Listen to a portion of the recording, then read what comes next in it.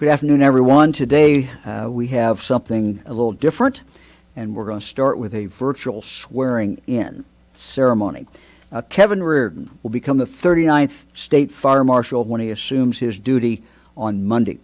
The State Fire Marshal is charged with many duties, including training firefighters, inspecting businesses, investigating suspicious fires, and educating the public about potential problems inside their homes.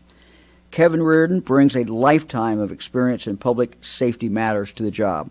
From when his career began with the Columbus Fire Department in 1981 to his retirement as battalion chief in 2013 to his most recent job educating and training students for public service and safety careers as director of the Central Ohio Technical College Institute for Public Service and Safety, Kevin brings a wealth of knowledge as well as a passion for public safety to the job.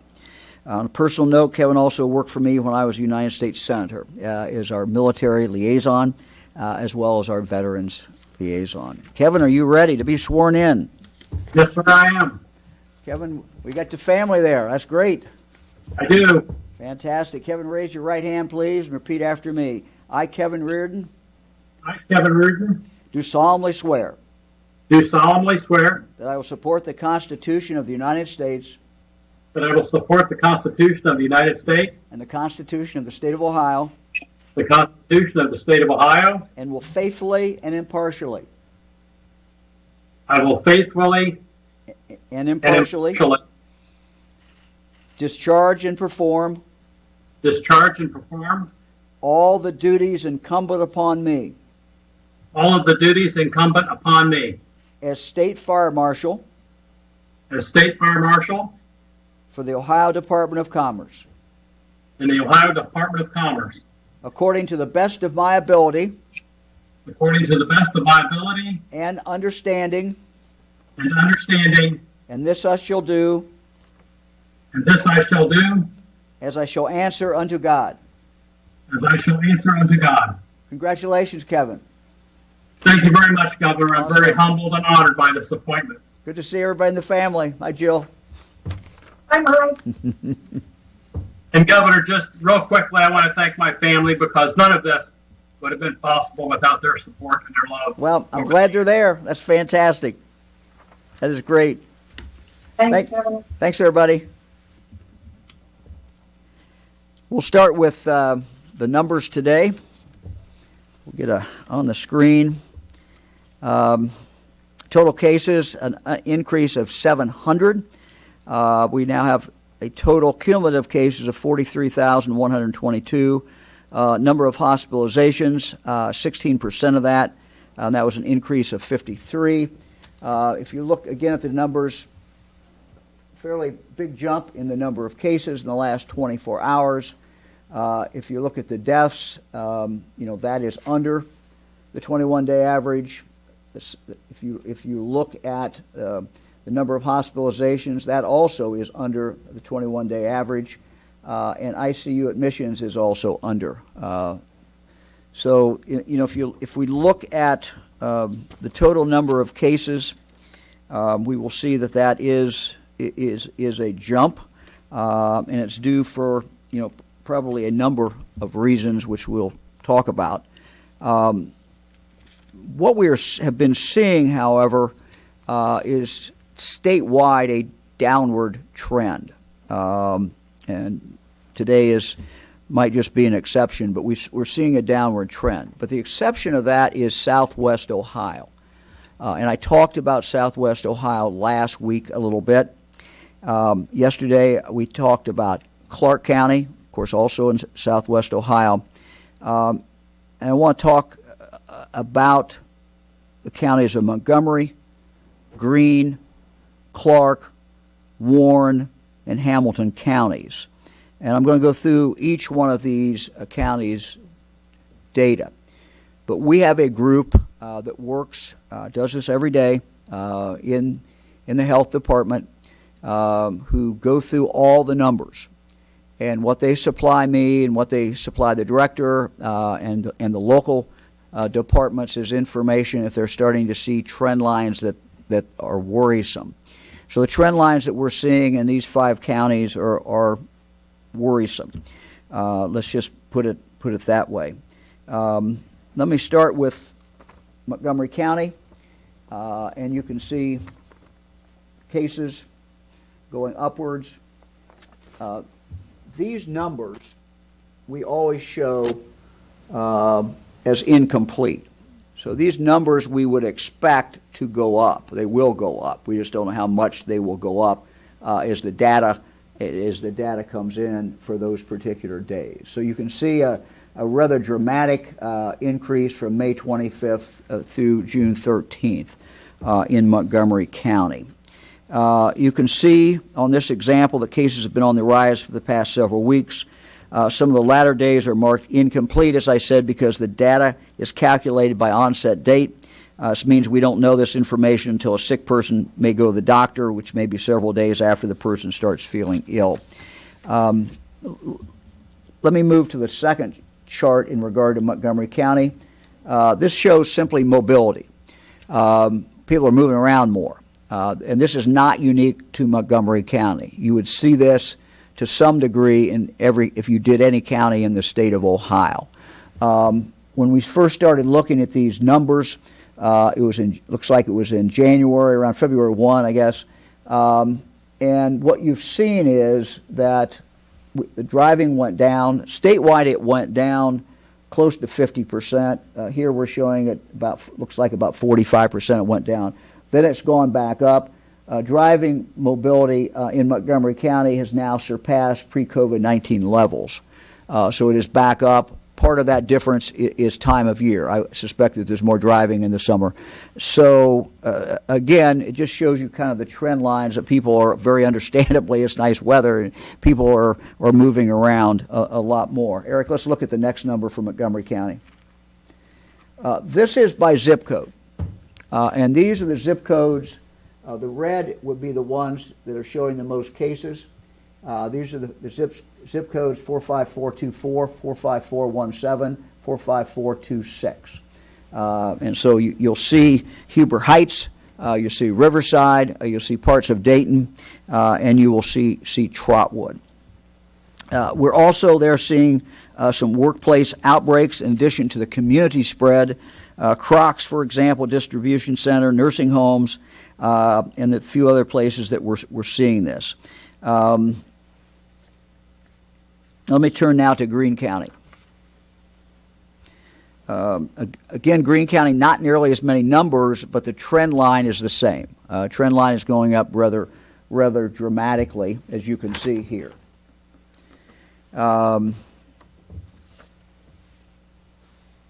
Two zip codes, basically Fairborn and Xenia. We'll go to the next line.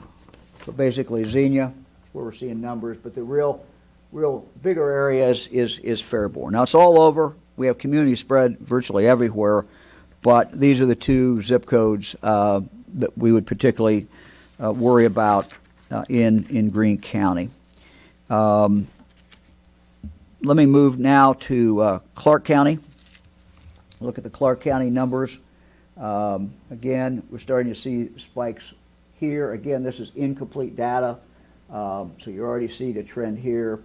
We'll see what happens when these numbers are complete, but you're certainly seeing a trend line there. In Clark County, there's a hot spot, the Dole plant, which we discussed yesterday. Most of those, 95% of those Dole employees actually live in Clark County.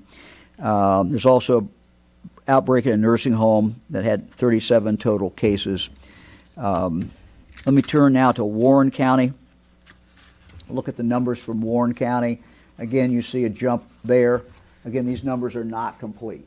And the team that's looking at this is looking at a lot more data than I'm showing, but I'm just trying to illustrate what we have here. Let's look at the zip codes for Warren. Again, Warren County, you can see, and this is, the numbers are about how many, this is based on residents, basically where people live. So what we are doing is we're sharing this with the counties, and many times they have their own data. They have the same data that we're looking at, so they already know that. We make sure they are seeing that. Let's go to Hamilton County. You see, again, movement up in Hamilton County. Concern about that. Let's look at the zip codes there. And again, you can kind of get a feel for the hot spots. Let me talk now about what our plans are. None of this should come as a real shock. We're going to see hot spots. We're going to see increases in cases at different times in probably different parts of the state. And we don't know. But seeing it move up in southwest Ohio is something we clearly need to respond to. So the action that we're taking, that we have started to take today in regard to southwest Ohio, particularly with those 5 counties, will be what we will do when this occurs in other counties. So we did a conference call this morning. We brought together a number of the mayors. We brought together county officials. We brought together health officials with our team and just really kind of talk through what the plan is. So what we are going to be doing, you're going to see us move in more heavily with the National Guard that will be doing testing in different sites. We're going to work very, very closely with the hospitals in the region, work with them as far as the testing, but also we're going to be doing testing in locations that we will be announcing, that the local news media will be given information about. So we would encourage when you look at these locations, and you'll see this if you live in the Dayton area or if you live in the Cincinnati area, you're going to start seeing in the next several days more information about more places where you can get tests. Again, I want to emphasize we're at a new phase now. We're at a phase where to be aggressive, we have to test more. We now have the capability of testing more. That capacity continues to go up. And so we now can test anybody who wants a test. We would be, particularly if you live in one of these zip codes, we would ask you to get a test. So what we're going to try to do with all the different zip codes that we showed up there that are hot spots where we're seeing an uptick, significant uptick, number of cases, we're going to try to put a place there, kind of a pop-up testing for a day or half a day right in that zip code. Right in that area, so people will be able to get to it close to where they live. So we will be having those announcements as we move forward. We already had a number of testing sites already focused on, and in fact, one of the ones we want to talk about. Let me just go back and look here. I have, as I said, talked with General Harris.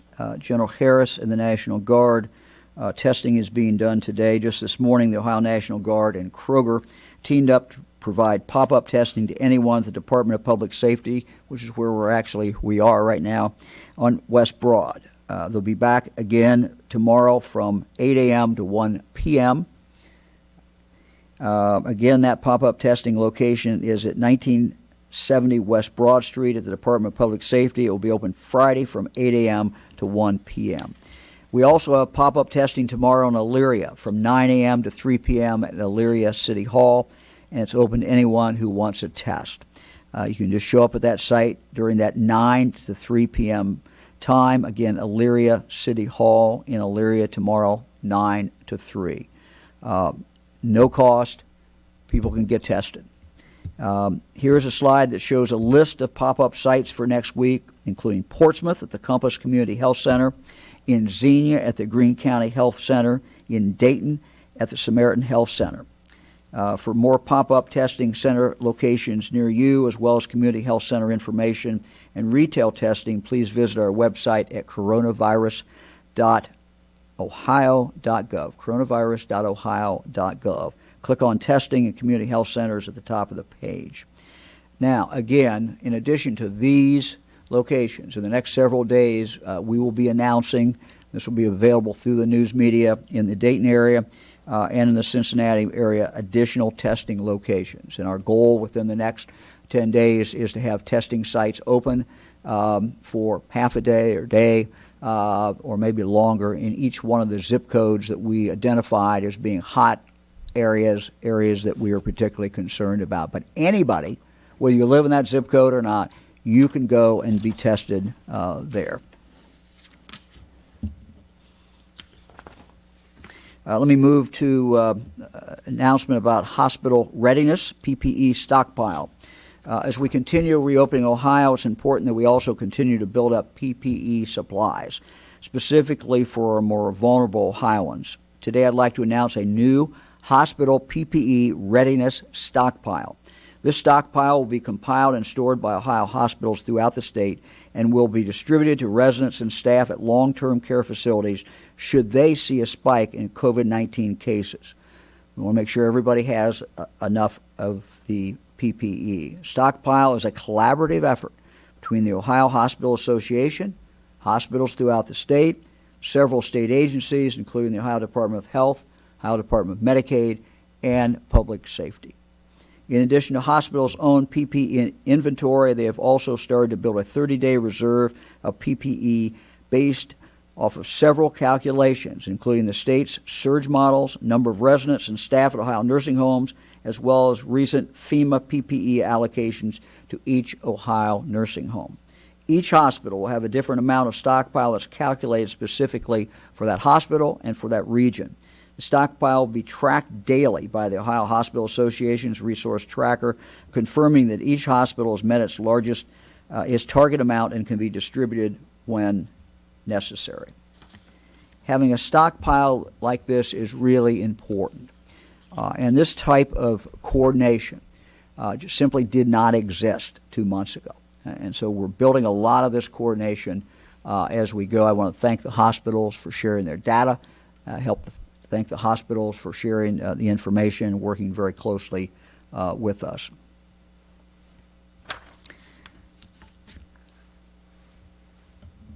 I want to now ask Dr. Amy Edwards to join us. We're Skyping in Dr. Amy Edwards, who is a pediatric infectious disease doctor and associate medical director for infection control at University Hospitals Rainbow Babies and Children's Hospital in Cleveland.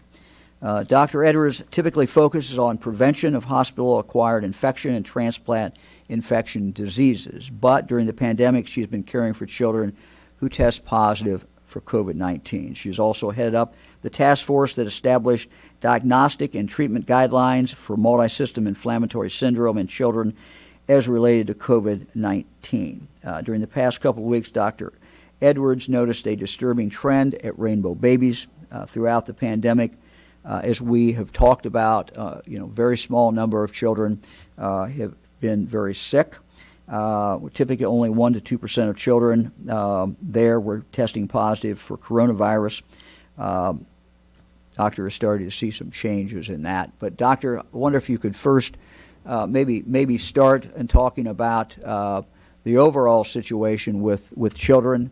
We have been proceeding on the assumption, and the data has shown that children generally do not get very sick if they do in fact get the coronavirus. And so I wonder if you could just talk a little bit about that, and also what you have seen and what some of the new things are that you're observing, new problems you're observing with some children.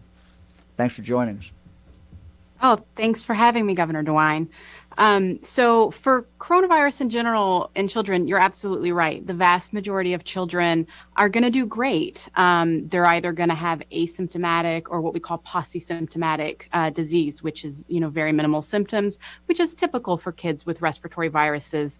And certainly even with some of this new data coming in, children are nowhere near as affected as the older age groups, which of course I'm eternally grateful for.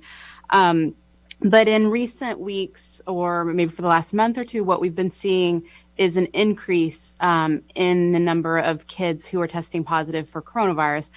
Initially, some of that certainly could be laid down to increased testing as we were working together with the state and other institutions to increase our testing. Of course, we captured more kids because we were testing more kids.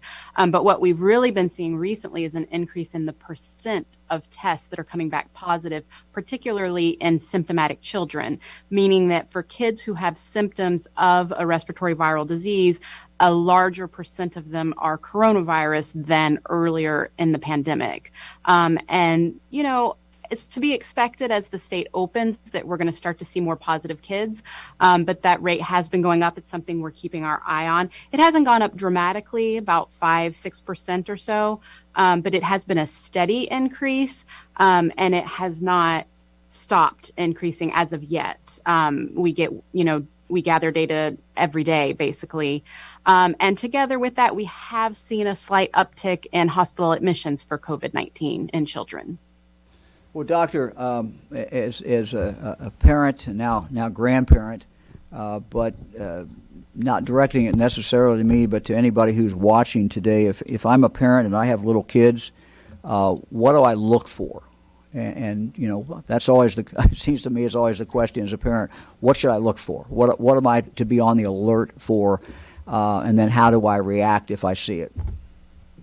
Well, with kids, the symptoms actually aren't that dissimilar from adults. It's a respiratory virus. So you're looking for respiratory symptoms, cough, runny nose, shortness of breath, of course, fever, that sort of thing. Kids get this all the time, right? Any parent or grandparent can tell you that kids are always running around with a little bit of a stuffy nose. So if it's mild, if it's something that you feel like you can manage at home with your pediatrician, you may not do anything differently at all. But obviously, if your child seems to be having a little bit more trouble breathing than they normally do, if they're having trouble with their appetite, they're not eating and drinking as much as they should, then you might want to talk to your pediatrician about it. As you mentioned before, anybody that wants to be tested can be tested. Certainly, that's our policy here at Rainbow. We've liberalized our testing such that any child with symptoms can now be tested, not just the ones who are admitted to the hospital. And so if you're worried at all, just let your pediatrician know, and we can certainly get your child tested. Okay, great. Anything else that you think we should know? Anything else you'd like to tell our viewers out there and listeners? The only other thing I'd like to say is, as we've been seeing the increase in coronavirus, so too we've been seeing more cases of this inflammatory syndrome that you mentioned, the multi-system inflammatory syndrome in children. And so I do want to remind parents to keep an eye out for that. The symptoms of that are, high fever and GI symptoms like nausea, vomiting, diarrhea, stomach pains, rash, red eyes, that sort of stuff. We have information about that on our website, at the Rainbow Babies and Children's website, including a frequently asked questions section for parents. But I do want parents to keep an eye out for that too, not just for COVID. Okay, and what about a child that has asthma? Anything in particular to watch for, or just be more alert about, or? So we've had some kids come in with asthma exacerbation secondary to COVID, and that actually seems to be the part that's pretty standard. The kids come in with their usual asthma exacerbations, and they respond to albuterol much as they always do. So at least here at Rainbow, we haven't seen anything different with our asthmatics. It's just another respiratory virus that can trigger their asthma. Dr. Edwards, thank you very, very much. We'll let you get back to helping kids, but thank you. We appreciate it. You're welcome. Thank you very much. Lieutenant Governor. Thank you, Governor. A lot of great information there. That information on the PPE stockpile is just great news. It's amazing how quickly the team responded to that, and that will really prepare us going forward. So that's great news. I have a couple of things to talk about today. Actually, a couple of my favorite topics. We're going to be talking about jobs and sports. And let me first talk about the jobs component. There's going to be a transition. During the peak of the coronavirus, we created a job site, coronavirus.ohio.gov/job search, because we had essential businesses that were really in the healthcare space and the food supply chain that really needed to hire quickly. So we created an opportunity to do that. But as the economy has reopened and we're beginning that long journey of recovery in the job market, employers' needs, job seekers' needs are changing, so we're transitioning. Just to give you a little data behind what's going on, as people are heading back to work, the Ohio Department of Job and Family Services released their weekly data today, showing that for the 7th straight week, we continue to see weekly claims for continued unemployment benefits have declined. And there are 287,000 fewer claims than when we were at our peak in April, and the number of initial claims rate continues to decline.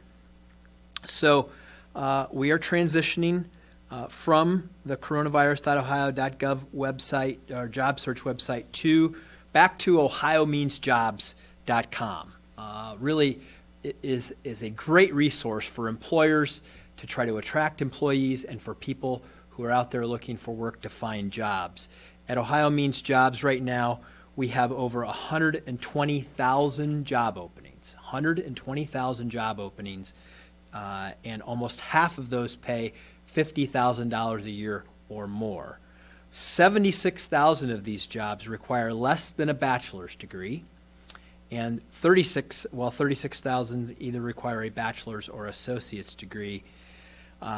Another important and interesting stat here, 92,427 of those jobs, or 77% of them, are considered in demand. So these are the ones that we know are just employers need these skills, and we're really trying to help align our training programs and our job search programs behind them. So this is a place to hire people and to get hired, serves employers and job seekers, the jobs will still be live at coronavirus.ohio.gov/job search for only 14 more days, but transition, go to ohiomeansjobs.com to find out the information that you need to about posting jobs or finding them. Now, on sports, we, back in May, announced the beginning of a 3-phase transition back to competition. On May 26th, we opened sports back up for skills training, physical skills training, in conjunction with our working group and the Ohio High School Athletic Association. We're now announcing the next phase of this. Phase 2 will reopen contact practice for all sports. This means basketball, football, lacrosse, and other contact sports can resume scrimmages and full training regimens as long as the safety protocols are observed. This start date for Phase 2 will be June the 22nd, next week, June the 22nd. The goal's clear. We want people to continue to, particularly young people who need to do this to physically develop the strength and agility skills that they need for future competition. Got to get you trained and ready so that we can avoid injuries and that you'll be ready to go when that day comes in the future. Reminder that June 22nd is the day that contact practice may begin, but it will be up to your local school, your local sports organizers to determine the best time to proceed. The specifics on the training guidance, which is very straightforward, will be updated soon at the coronavirus.ohio.gov website. And I want to again thank the Ohio High School Athletic Association for their great collaboration in this to make sure that we're all aligned, taking care of our young people, getting them back busy, doing the things that they want to do, physically fit, building the character, doing all the great things that athletic competition does for young people, and some of us who are a little older too, I guess. But we appreciate that collaboration with our working group and the Ohio High School Athletic Association, and it's great to see that we're going to be able to take that next step starting next week. Thank you. Great. Governor? John, thank you. Ready for questions? Hey, Governor. Kevin Landers, WBNS TV. I just kind of want to follow up from what you mentioned yesterday. You'd mentioned the Ohio Legislative Black Caucus was played a role in your reforms that you announced yesterday, but they also sent out a statement saying that black lawmakers were not consulted or given an opportunity to offer input about your reforms, and were only told about hours before your announcement. So I wondered if you could clarify that first about their involvement in your decision. And just in terms of the COVID numbers, I know we had a spike today of 700 cases. Other states have seen much higher numbers. Do you have any explanation as to why Ohio isn't seeing those numbers jump, and whether or not you're reconsidering people coming into Ohio to self-quarantine? Thanks. Well, first of all, I'll take your first question. Look, I'm not going to get into a public argument with my friends in the legislature, so I'm not going to contradict what they said. But this is very much a work in progress. So I think everyone has my cell phone. I think all the members of the legislature have either my cell phone or my email, and we welcome for them to get in contact with me. Welcome for them to get into contact with Dan McCarthy, anybody on our team, Andy. And so, our door is open. This is a work in progress. This is something where the legislature will work its will. I'm sure they will have hearings. This is what we want them to do. What we tried to lay out yesterday is some of the things that have been talked about for a long time. I do not claim any originality for most of those things, but we wanted to work them out and put them in a package so that they could be acted upon by the General Assembly. I'm sure the General Assembly will work its will. I'm sure the General Assembly will add things. Some things they will change. And that discussion is important. And so we've started that discussion, and we're going to continue that discussion. As far as why Ohio has not been hit as hard as some other states, it is very complicated, and I do not pretend to have all the answers.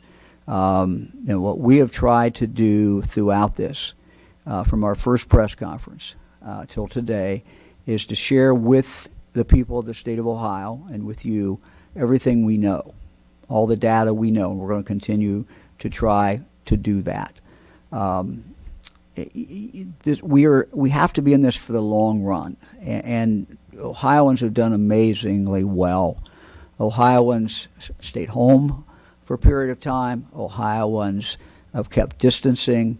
So I give a great deal of credit to the people of the state of Ohio where we are today. We're now in a different phase. We're now in a phase of how do we live with this and still be able to work and still go about our lives. And Ohioans are working their way through that.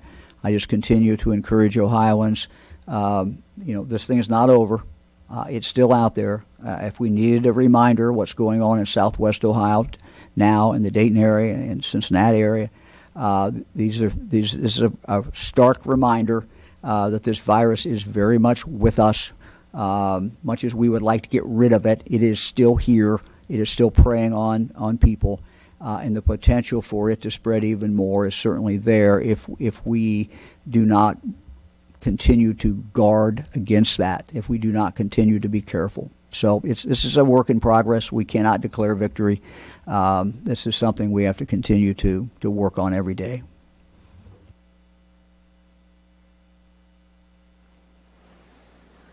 Hi, Governor. It's Andrew Welsh-Huggins with the Associated Press. I had a quick question for you on the Law Enforcement Recruitment Office that you announced.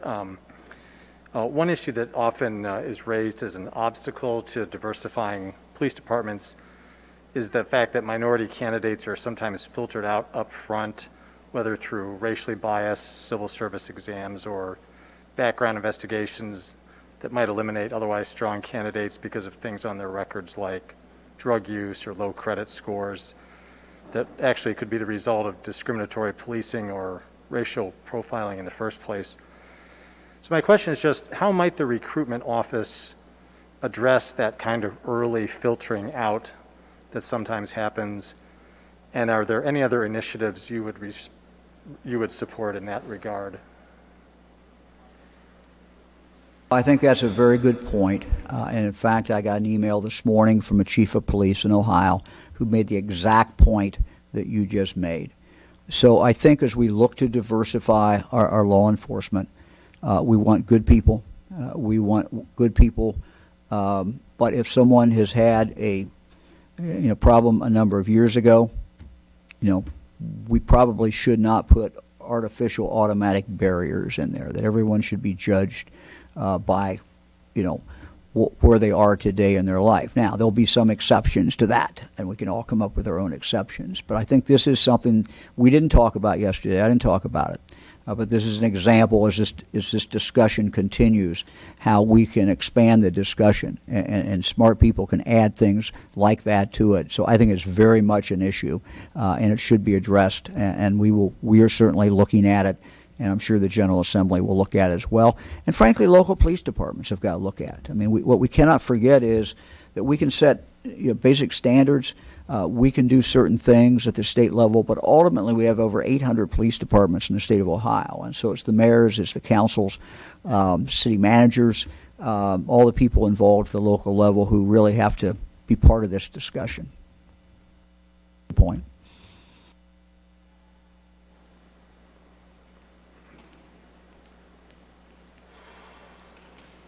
Good afternoon, Governor. Jeff Reddick from ABC 6 News here in Columbus. A lot of our viewers have questioned, there is still the prohibition on the very large gatherings, and they understand that, but the small to intermediate gatherings, people, in groups of a little more than 10 up to a couple of hundred people, things like graduation parties, weddings, they just want to know if there's any concrete guidance you can give on if those gatherings can go on and what the conditions are for those gatherings. Well, as we certainly have carved out some exceptions to a lot of these things, but I think that, you know, if it was my family and we face the same issues that other people face, I think distance is the key. Outside is better. Now it's summer. Outside is better than inside. A mask is better than no mask. I mean, these are just basic things, and when you put them all together, I think people, you know, can kind of figure out where, as a family, they should be. I think the other thing that family members have done or families have done is they've kind of figured out, okay, who are we going to be with? Who's kind of our tribe or our group, and not tribe in a classic sense, but just who's our grouping? And people are making decisions based upon that. Life has to go on. They have to have contact. You have to have social contacts. Kids have to be able to play ball. So people are just kind of making these decisions, using their common sense and making their judgment based on their particular family situation. And so that's what we do in our family, and that's what I would suggest that people do.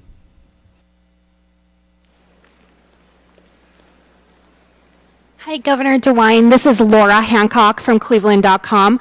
My question is, with this recent outbreak, the hotspot within the outbreak that you announced in the Dayton and Cincinnati area, why did you choose to not scale back some of the reopening, space them out?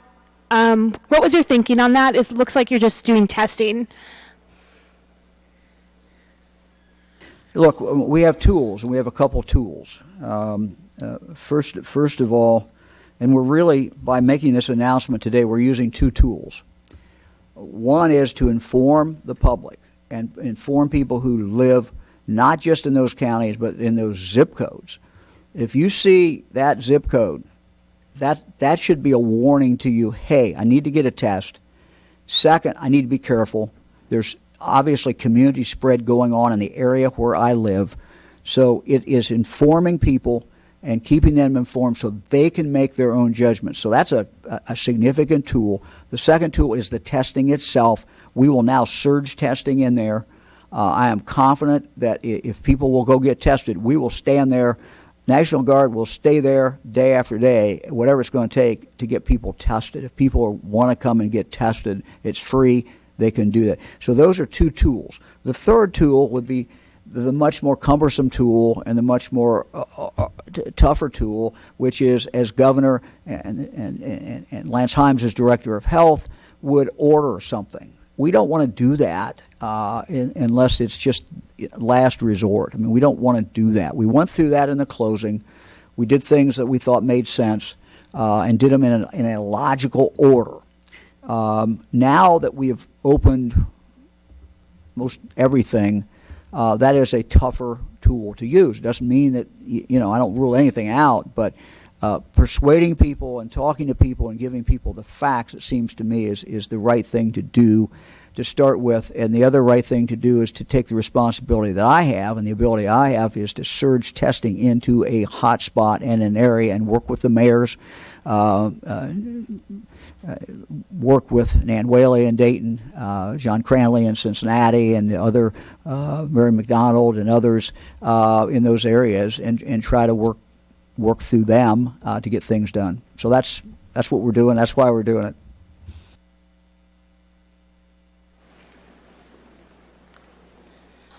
Jack Windsor, WMFD TV in Mansfield. My question is for the governor.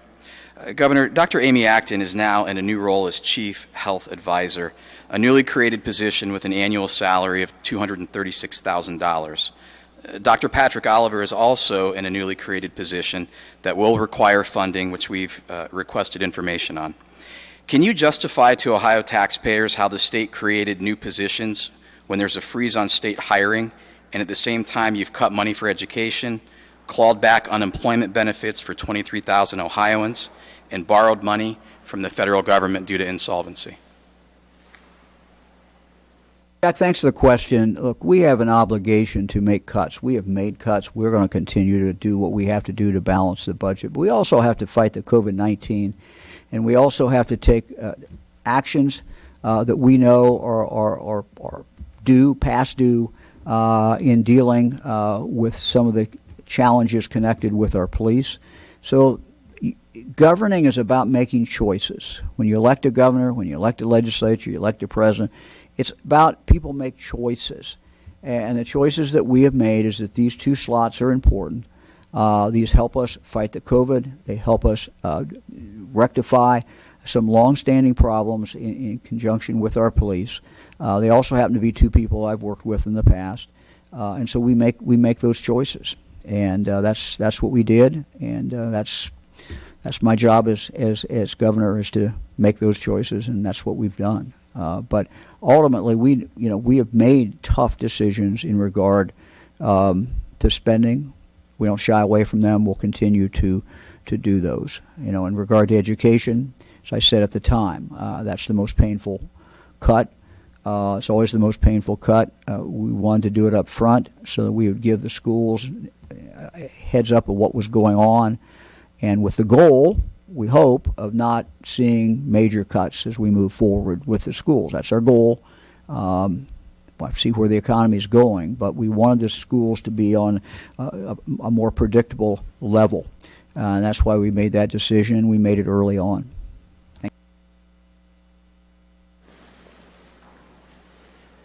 Hello, Governor. Jim Province with the Toledo Blade. This question is for you and for your Lieutenant Governor. You have asked union employees to come back and present some plans for concessions, possibly pay cuts. You've also ordered pay cuts and furlough days for exempt state employees.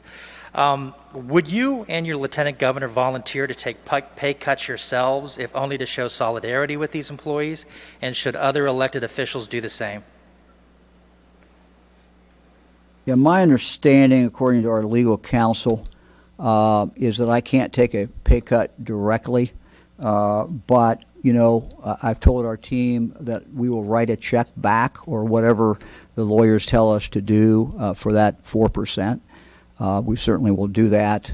Fran and I have also decided that we will take 1/2 of my salary and donate it to charity, and we will do that as we move forward every month.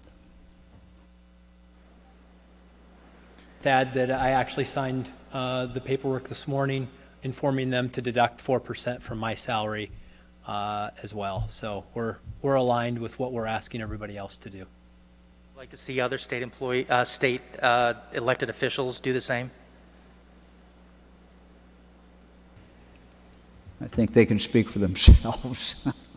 I'll speak for the governor, and the lieutenant governor will speak for the lieutenant governor. So. Thank you.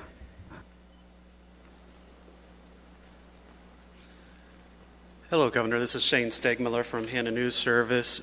Earlier this week, the FDA withdrew its emergency authorization for hydroxychloroquine. In the early days, Ohio, like many other states, started a stockpile of it in case it was a drug that could be used to treat it.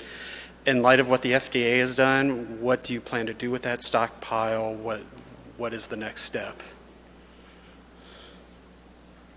Yeah, the health department is looking at, what the best practice should be and what they should do.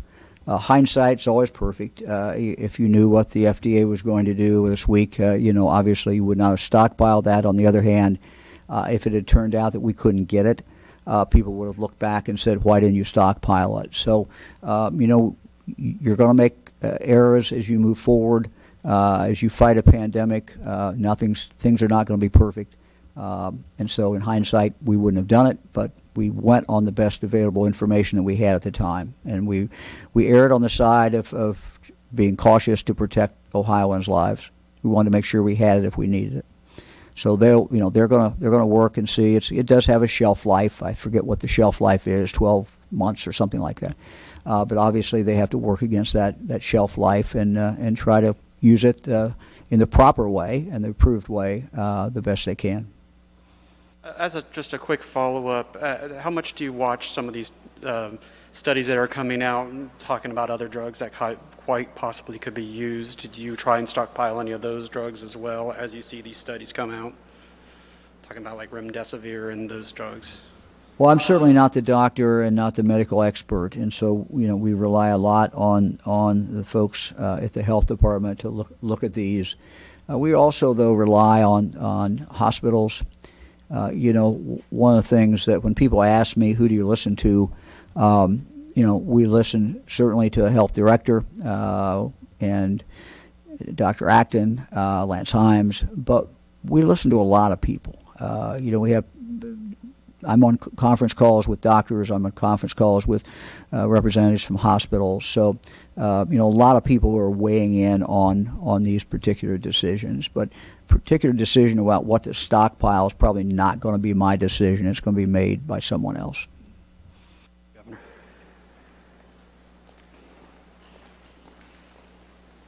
Good afternoon, Governor. John Reed, Gongwer News Service. There have been a lot of concerns from long-term care providers, nursing home providers, that the combination of lost revenue and increased costs from this is going to put a lot of those businesses out of business. Are you worried about the long-term effects and access to care after this is over? Well, we've been working with long-term care facilities on trying to help them. We know that this has been a difficult time. We also know that the quality of care that can be supplied to our family members, our loved ones, does certainly to some extent is impacted by the money that goes to these nursing homes. So that is something that we watch very, very closely. We try to watch taxpayers' dollars, but at the same time, we understand that money flowing to those nursing homes through Medicaid, for example, determines certainly to some extent the quality of care that people are able to obtain there. And so it remains a balancing thing. So we're always concerned about that. I mean, that's whatever's going on, you're concerned. You're concerned that nursing homes have the resources they need to take care of people. Good afternoon. This is Jackie Borchert from the Cincinnati Enquirer. I have a question about the 5 counties you mentioned where you're seeing some worrisome increases. I'm wondering, in addition to the workplace hotspots you mentioned, if you have any other insight on what is driving these increases, if there are certain events that have led to more positive cases, things that people should be watching out for? Well, we had one case where we had a visiting minister who was going from several different churches, and unfortunately, that was spread that way. You do have examples of spread that's occurring where you do see a particular hot spot, in a factory or a Dole factory, for example. But a lot of times the health experts tell me that also indicates that you have community spread anyway. It might manifest itself there, but you probably also have community spread outside. You also have, in some of these cases, you have people riding to work together. So it's all kinds of different things, and that's the exact question that you just asked is the question I asked my team. What is driving this? And what I have seen, at least anecdotally, so far, is that the answers are all over the place. They're anecdotal. It's easy to see if you've got one company where you're seeing a lot of it, but even when you're seeing a spike in a company, doesn't mean they're doing anything wrong there. It could just be that you have people who are working together, who are riding together, and it gets into the factory, and then it just takes off. So we should not, when we hear these stories about a nursing home or we hear these stories about a company, we should not automatically assume that there's no community spread beyond that. Because what the experts tell me is generally you're going to see community spread in that community as well. So we shouldn't listen to that and say, I don't have anybody in that nursing home, I don't have anything to worry about. Because you have people who work in that nursing home who are going out into the community all the time. The same way would be a factory. Oh, I don't have anybody that works in that factory. Gee, I can turn it off now. I don't have to listen to the news. Well, that's not true because those people go out into the community and it spreads. So the community spread is here. We knew, we learned constantly about this virus. We've said all along we're going to continue to learn more as we move forward, and we will. But I think most people felt that by this point of the epidemic, the community spread would be fairly widespread, and in most communities it is. Has that happened in the last few weeks? The answer to that question, but it's a question that I keep asking as well. So I will re-ask that, and my guess is we'll start knowing one way or the other if we can link that or do see any linkage at all. Thank you. We know. Adrienne Robbins, NBC4, and my question's for the governor. As cases rise in some states like Florida and many people are taking their summer vacations, are you considering re-implementing travel restrictions, like asking people to quarantine if they're going to be coming back from some of those states? We've made no decision on that, but I think you make a very, very good point. And that is, if you're in a state, if you're going to go visit a state that is seeing an uptick, significant uptick in cases, be careful. You know, you might want to dramatically restrict the people you come in contact with in that state. You might want to think about not going to that state. So these are, again, are personal decisions, but I think we should be mindful of what is going on in the states. And the good thing today, because of the media, because of social media and everything else, we pretty much know the numbers are there, and you can see where there's an uptick going on. We have some members of our family who, are in Florida. Their family, but they've been very, very careful not to go out much. They go on the beach. They stay away from people. I mean, that's, the wise thing to do is just be very, very careful and be mindful where you are. It's everywhere. There's community spread. You can assume that everywhere, but certainly some places are more than other places. Be careful.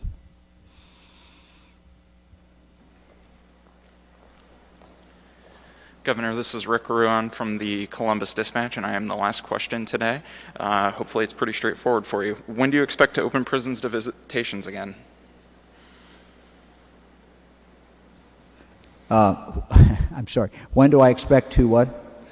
Open prisons to visitations?